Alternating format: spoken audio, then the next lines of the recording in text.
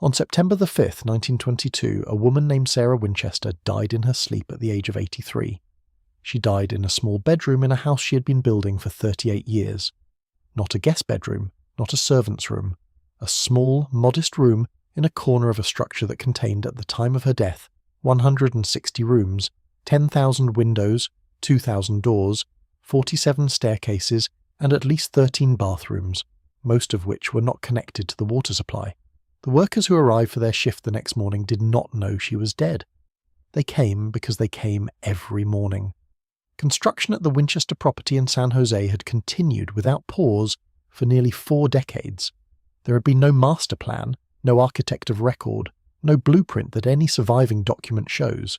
There had been Sarah Winchester, and there had been the house, and the house had grown around her, in the way that certain things grow when someone with unlimited money and unlimited time decides that building is the only thing that makes sense anymore. When the workers arrived that morning and learned she was dead, they set down their tools. The hammering stopped for the first time in 38 years. What they left behind, and what tourists walk through today, is one of the strangest structures in the United States. Staircases that rise 7 steps and end at a ceiling. Doors that open onto sheer drops to the ground below. Windows set into interior walls overlooking other rooms. A staircase that descends and then rises again, moving through the floor in a way that takes you from the second story to the first and back to the second, while gaining almost no elevation. The number 13 everywhere, in the window panes and ceiling panels and the candelabras that were altered specifically to hold 13 candles rather than the standard 12.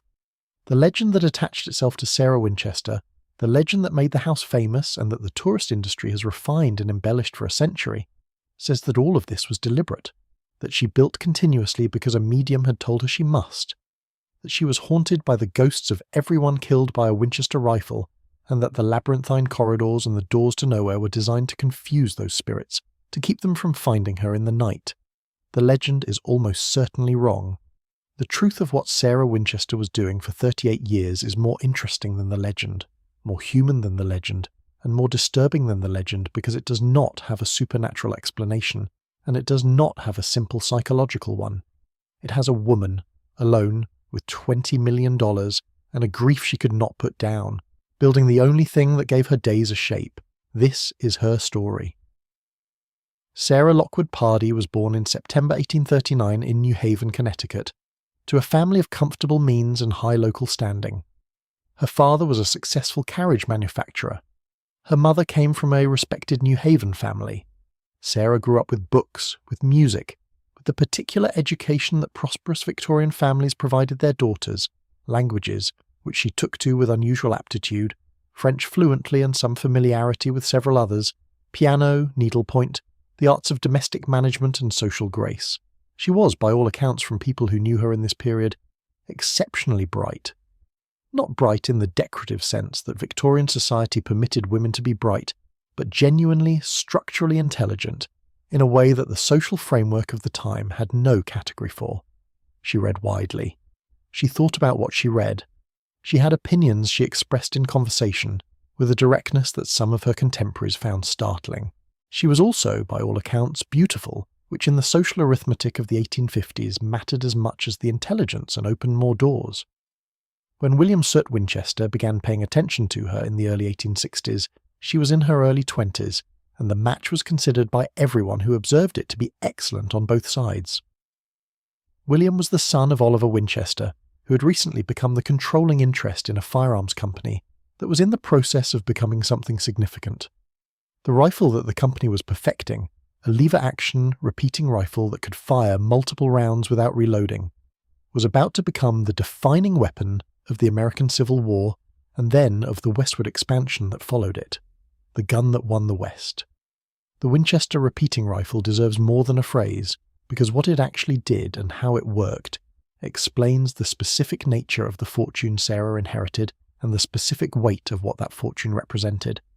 Before the Winchester, a soldier or a hunter carried a single-shot firearm. You fired, you reloaded. In the time it took to reload, someone could close the distance to you, which made close-quarters combat a proposition that favoured numbers and proximity over firepower. The single-shot rifle was a democracy of danger. It equalized combatants in a way that a weapon you could fire once and then fumble with for 30 seconds inevitably does. The Winchester lever-action repeating rifle changed this equation. You could fire, lever, fire again.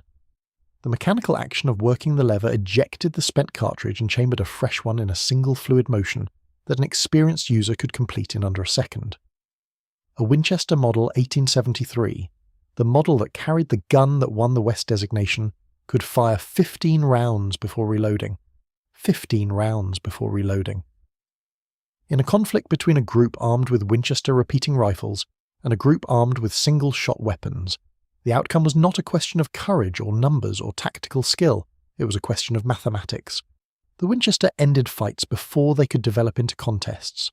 The Civil War had ended before the Winchester achieved its dominant commercial position, but the Indian Wars that followed it had not. The westward expansion of the 1860s, 1870s, and 1880s, the period during which the Winchester fortune was consolidated, and during which Sarah married into it and lived within it, was a period in which the repeating rifle was the primary instrument of what was happening to the Native American populations of the Great Plains and the Southwest. The arithmetic of who was armed with what, and what that meant for the people on the other side, was not abstract.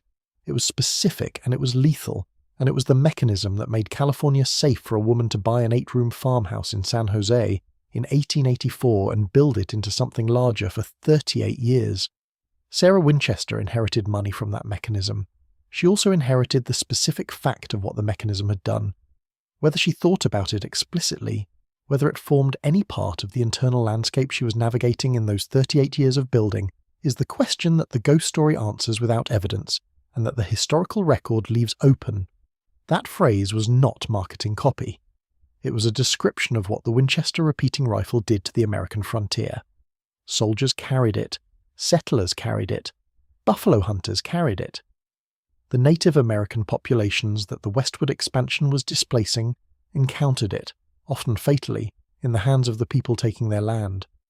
The Winchester family fortune was built on that gun. Sarah married into that fortune in 1862. The first loss came in 1866. Sarah and William had a daughter, their only child, born that year and named Annie Pardee Winchester after Sarah's family. Annie lived for 6 weeks. She died of marasmus, a severe form of malnutrition caused by the body's inability to metabolize proteins, a condition that in 1866 was not well understood and could not be effectively treated. The infant starved, despite every effort, while her parents watched. The accounts of Sarah Winchester in the period following Annie's death describe a woman who did not recover in the way that Victorian society expected grief to be processed and set aside. She withdrew. She became, by the descriptions of people around her, less present, less engaged with the social world that had previously surrounded her. She and William remained together. They did not have other children. The marriage, in the accounts that survive, was described as warm between two people who had been through something that not everyone survives together. They existed in the specific quiet that forms between people who share a grief too large to discuss. Then William got sick. Tuberculosis. He was diagnosed in the 1870s. The disease progressed slowly enough that he continued to work, continued to manage his role as treasurer of the Winchester Repeating Arms Company, but not slowly enough to leave room for hope. By the time Oliver Winchester died in December 1880, the succession to the company he had built was already compromised. William died 3 months after his father. March 1881. He was 43 years old. He left Sarah with 2 things. One was $20 million, approximately half of the Winchester Repeating Arms Company stock, and an income of roughly $1,000 per day from the company's ongoing profits. That was an extraordinary sum in 1881. It would be an extraordinary sum today. It made Sarah Winchester one of the wealthiest women in the United States at a time when women's relationship to wealth was, legally and socially, significantly more constrained than men's. The other thing he left her was the specific quality of grief that accumulates when you have lost a child and then the person you lost the child with. That grief does not resolve.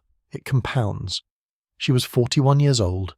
She was a widow with no children and more money than she could spend in several lifetimes, and a house in New Haven that was full of absence.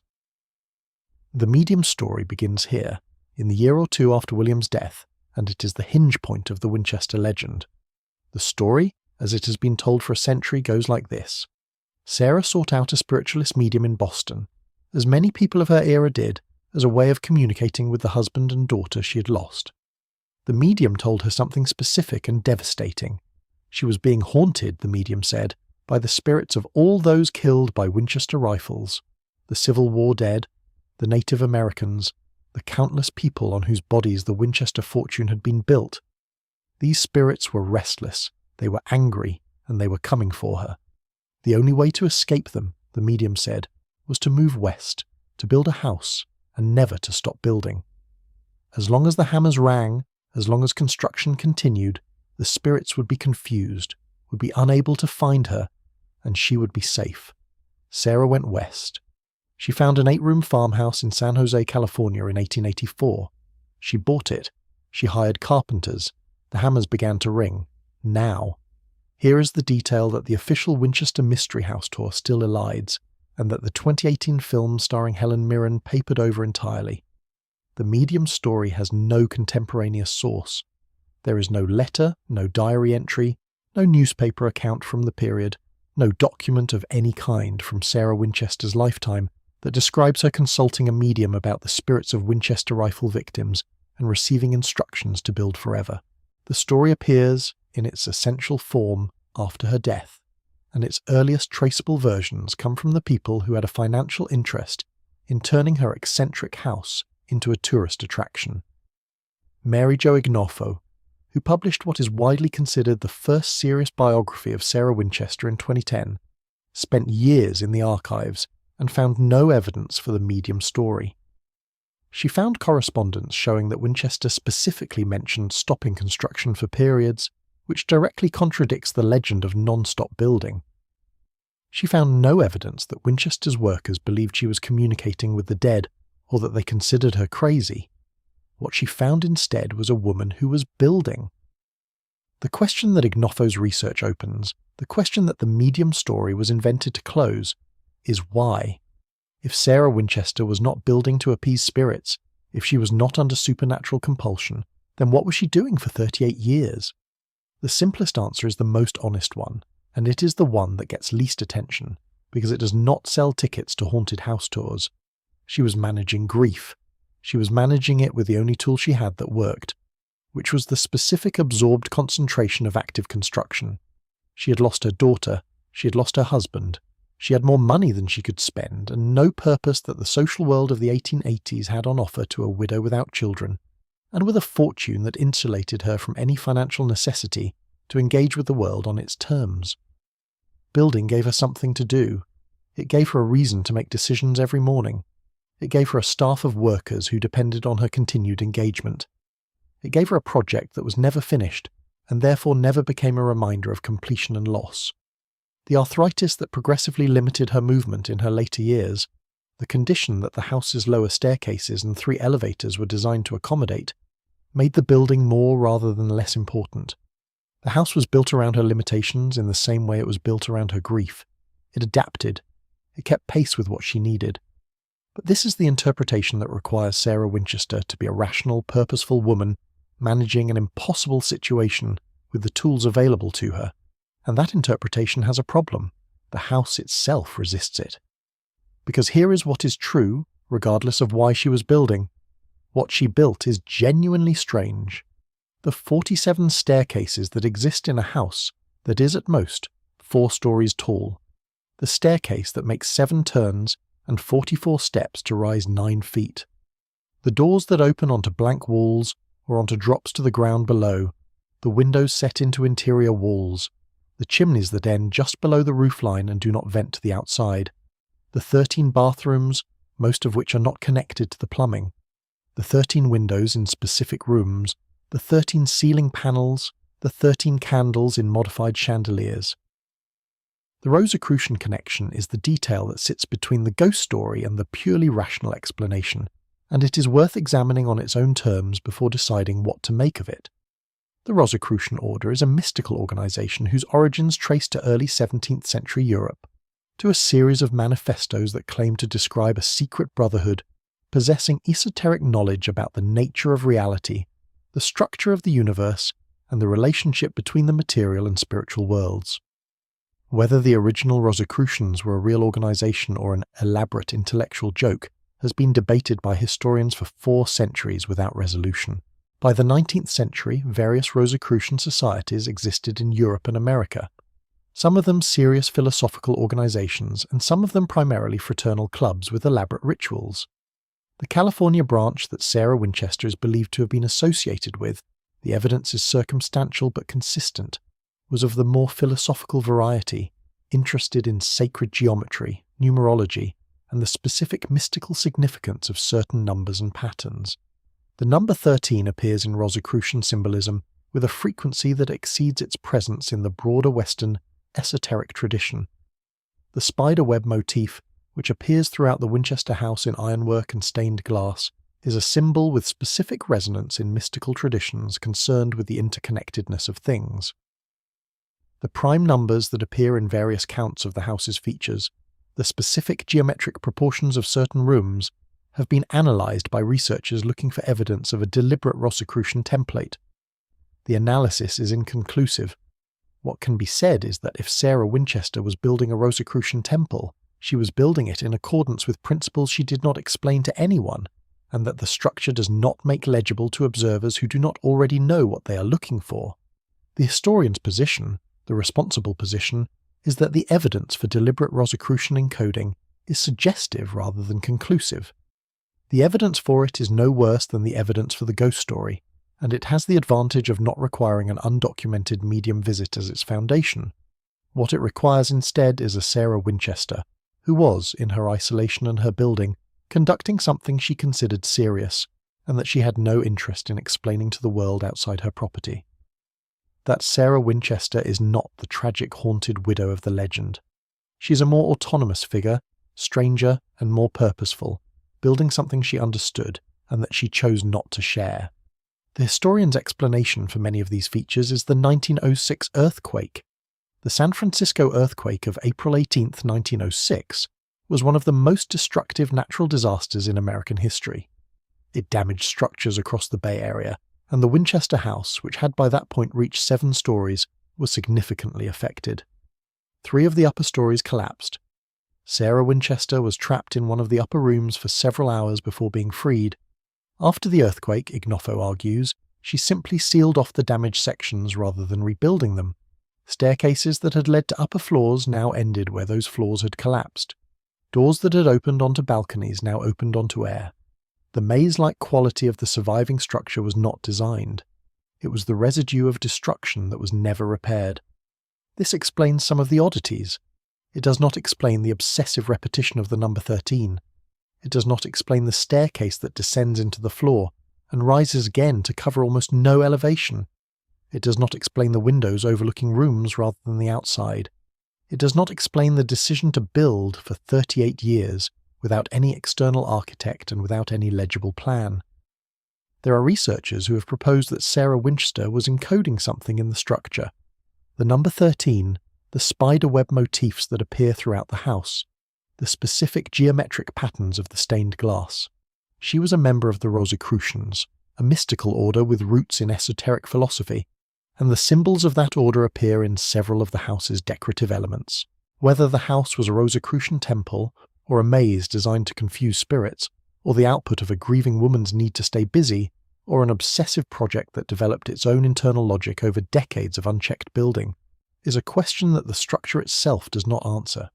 It answers everything else by not answering this. The 1906 earthquake changed Sarah Winchester in ways that the accounts of people who knew her suggest went beyond the physical damage to the house. She was trapped in that upper room for several hours. She was 66 years old, already suffering from the arthritis that would progressively limit her movement for the remaining 16 years of her life. The earthquake that collapsed 3 floors of her house also trapped her in a room that she subsequently had boarded up and never entered again.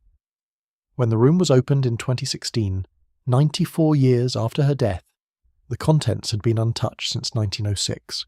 A pump organ, a Victorian couch, a dress form, a sewing machine, paintings, the objects of a room that had been lived in, stopped in the middle of a moment and sealed.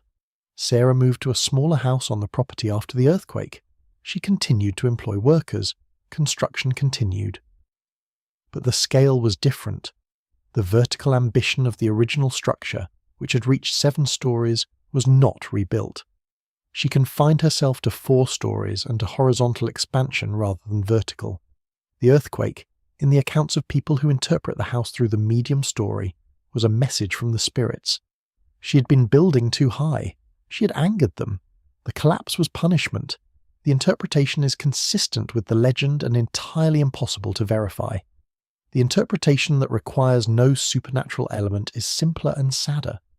She had been trapped in a room for several hours during a catastrophic earthquake while in her late 60s. She decided not to repeat the experience of height. She sealed the room because the room contained the memory of being trapped, and she had enough memories she could not put down without adding another. Sarah Winchester was reclusive in the specific way that very wealthy people who have experienced significant loss sometimes become reclusive. She did not receive casual visitors. She communicated with her staff in writing for the most part, leaving notes rather than speaking directly. The workers who built her house for decades reported, in later interviews, that many of them had never seen her face. She ordered meals from the kitchen to be left outside her door. She slept in different rooms on different nights. The legend says to confuse the spirits. The historical record says because the arthritis made certain rooms more accessible than others on certain days, and the house was large enough that rotating through its rooms was simply a practical adjustment to her physical limitations. She had her niece, Marion Merriman, who lived with her for 15 years and managed much of the household. She had a small circle of staff she trusted.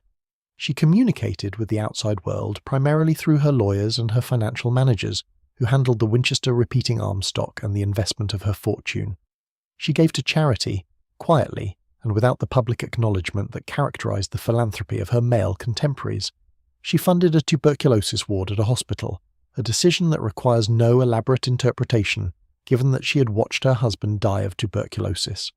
She gave to causes that did not require her to appear in public, because appearing in public required engaging with a world she had progressively withdrawn from.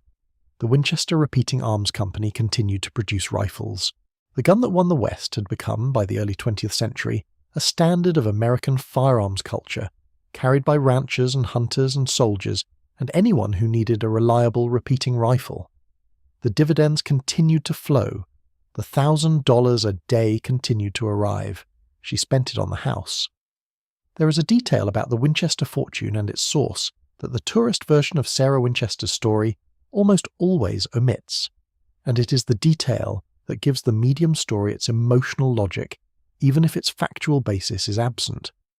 Winchester rifles had killed people, a great many people, the Civil War, the Indian Wars, the violence of the westward expansion. The specific, efficient lethality of the repeating rifle, the feature that made it the commercial success that produced the fortune Sarah inherited, was its capacity to kill faster than any previous firearm. Sarah was not unaware of this.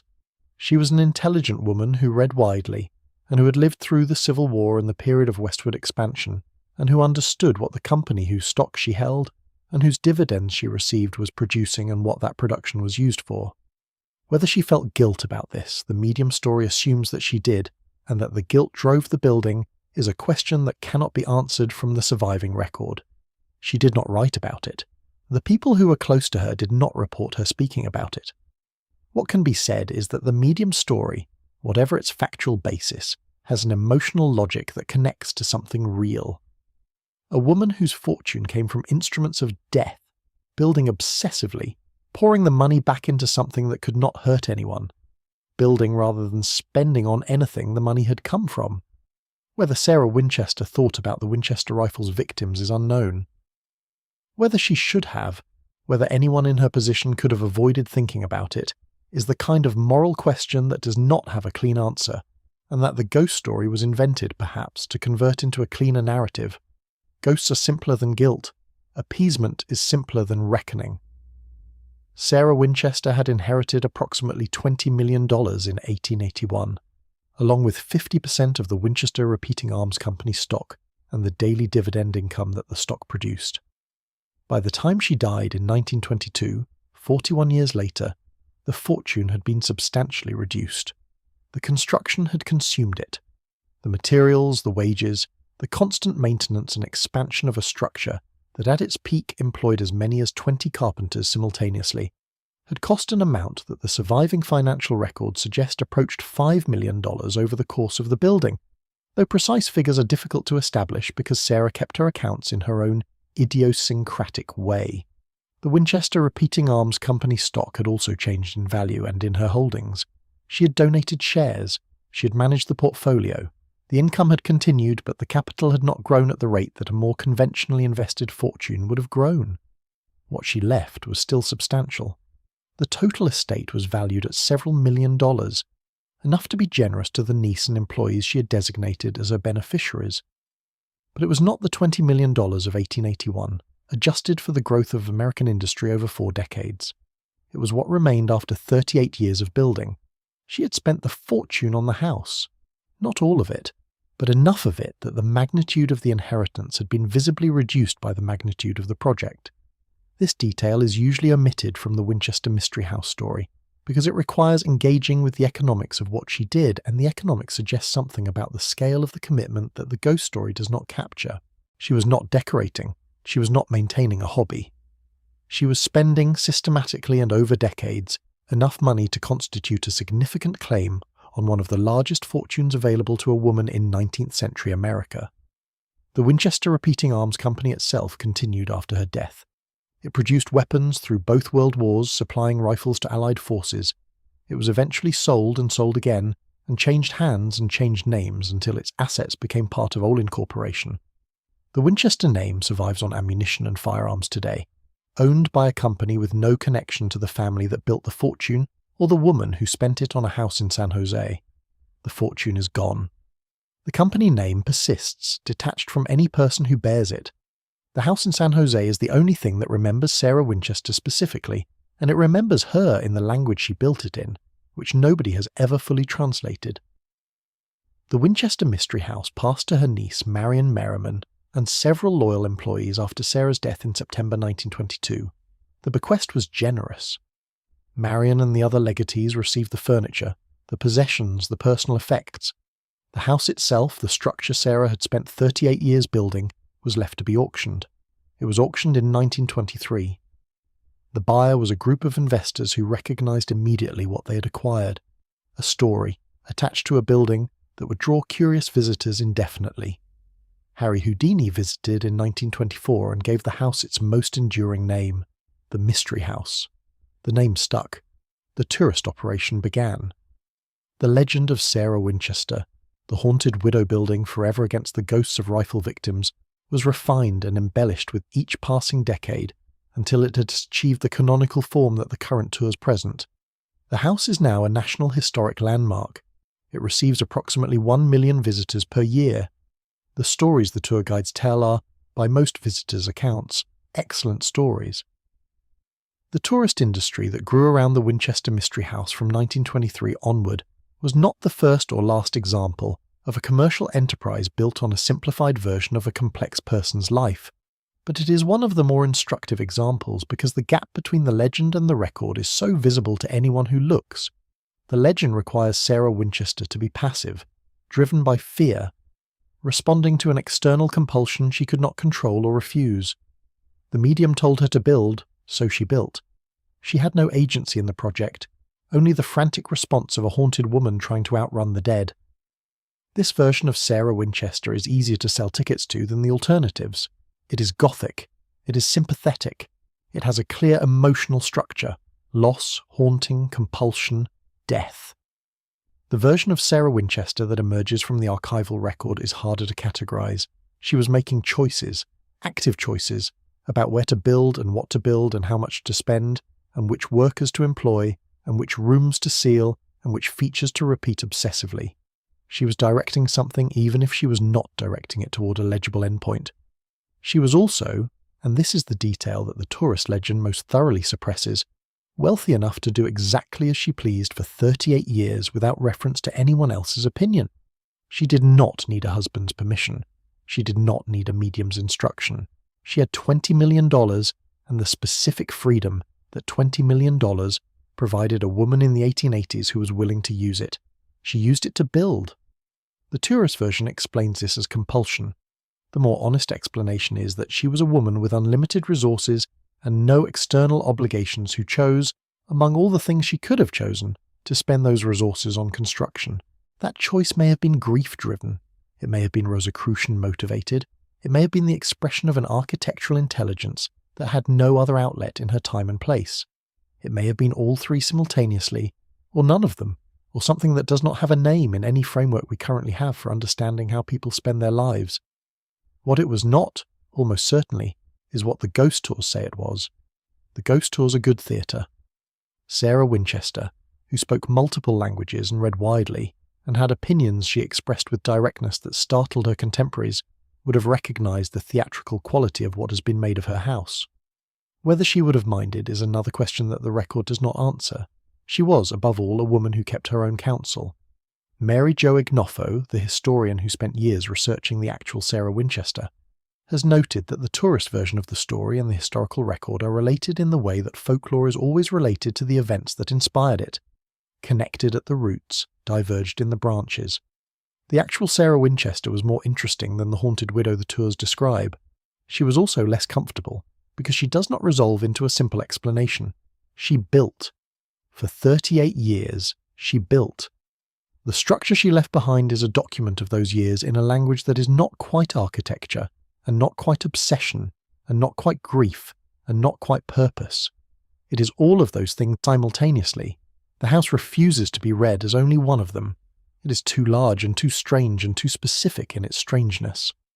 The workers set down their tools on September 5th, 1922. They had been building since 1884. Many of them had been employed there for a significant portion of their working lives. The house was their livelihood and their project, and, in the way that large building projects become for the people involved in them, something closer to an identity than a job. When they came that morning and learned that Sarah Winchester had died in her sleep, quietly, in the small, modest room she had chosen for reasons no one had asked her to explain, they stopped. The hammers stopped. The house stood in the September morning in San Jose, with its 160 rooms and its 47 staircases and its 2,000 doors, many of which opened onto nothing, and its 10,000 windows, some of which looked into other rooms rather than outside, and the number 13 in the window panes and the ceiling panels and the chandeliers that had been altered to hold 13 candles. A staircase that rises 9 feet in 44 steps and 7 turns and ends. A door on the second floor that opens onto a 12-foot drop to the garden below. A room in the attic sealed since 1906, containing a pump organ and a Victorian couch, and a dress form and a sewing machine and paintings, stopped in the middle of a moment, as if someone had simply stepped out and not returned. The hammers stopped. The house was exactly as large as it was and no larger. Whatever Sarah Winchester had been building toward, she had not reached it. She would not. The structure was complete in the only way it was ever going to be complete, which was through her absence. She had left behind a house that nobody understood, and a fortune that was less than half what it had been when she arrived in San Jose, 38 years of labour and material and wages having consumed it at the rate of $1,000 a day. She had left behind no statement of purpose, no explanation, no letter to posterity saying this is what I was building and this is why. She left behind the house. The house does not explain itself. It never has. That is, in the end, its most honest quality. Every door opens somewhere specific. Every staircase ends exactly where she decided it would end. And none of it tells you why.